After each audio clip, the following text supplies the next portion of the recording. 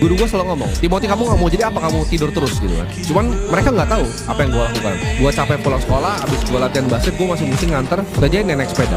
Dulu bahkan keluarga gue sendiri, nyokap gue tepatnya, itu ragu sama gue. Ini orang ntar kedepannya bakal jadi apa ya kalau kerjanya cuma kabur-kabur seperti ini.